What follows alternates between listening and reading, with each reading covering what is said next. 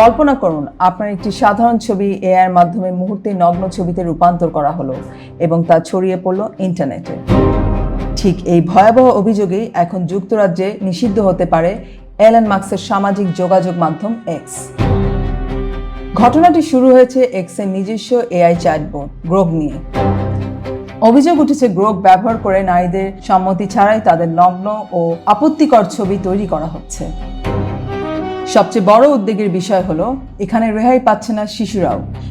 বিবিসির অনুসন্ধানে দেখা গেছে সহজ কিছু কমান্ড করে এআইকে দিয়ে এই জঘন্য কাজগুলো করানো সম্ভব হচ্ছে।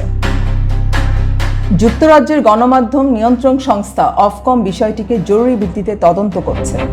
ব্রিটিশ প্রযুক্তি মন্ত্রী লিজ ক্যান্ডেল সাফ জানিয়ে দিয়েছেন, নারী ও শিশুদের ছবি বিকৃত করা ঘৃণ্য ও নিন্দনীয়।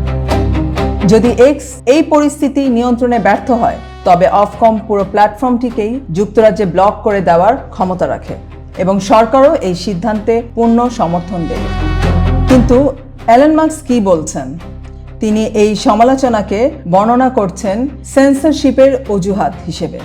তবে চাপের মুখে পড়ে এক্স কর্তৃপক্ষ গ্রোকের ফ্রি ব্যবহার বন্ধ করে দিয়েছে। এখন থেকে এটি ব্যবহার করতে হলে মাসিক ফি দিতে হবে এবং ব্যবহারের উপর সীমাবদ্ধতা আনা হয়েছে। কিন্তু প্রশ্ন থেকে যায়, পয়সা দিলেই কি কারোর সম্মান নষ্ট করার লাইসেন্স পাওয়া যায়? এখন আসা যাক সচেতনতার বিষয়। আজকের এই এআই যুগে আপনার ছবি বা ভিডিও শেয়ার করার আগে 3টি জিনিস মাথায় রাখুন। Privacy setting.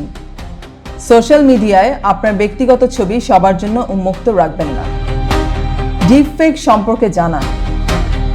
ইন্টারনেটে দেখা যে কোনো আপত্তিকর ছবি সত্য নয়, এটি এআই দিয়ে তৈরি হতে পারে। ভুক্তভোগী হলে দ্রুত সাইবার ক্রাইম ইউনিটে অভিযোগ করুন। নৈতিকতা। প্রযুক্তি ব্যবহারের নৈতিকতা আমাদের নিজেদেরই শিখতে হবে। প্রযুক্তি আমাদের কল্যাণে আসা উচিত, কারো জীবনের ধ্বংসের হাতিয়ার হিসেবে নয়। যুক্তরাজ্য যদি শেষ পর্যন্ত এক্স নিষিদ্ধ করে তবে সেটি হবে বিশ্বের বড় বড় প্রযুক্তি প্রতিষ্ঠানগুলোর জন্য একটি বিশাল শিক্ষা। আপনি কি মনে করেন বাংলাদেশেও এআই ব্যবহারের উপর আরও কঠোর আইন হওয়া প্রয়োজন? আপনার মূল্যবান মতামত কমেন্টে জানান। তাসনিম তাহের তান্নি, সাধারণ.নিউজ।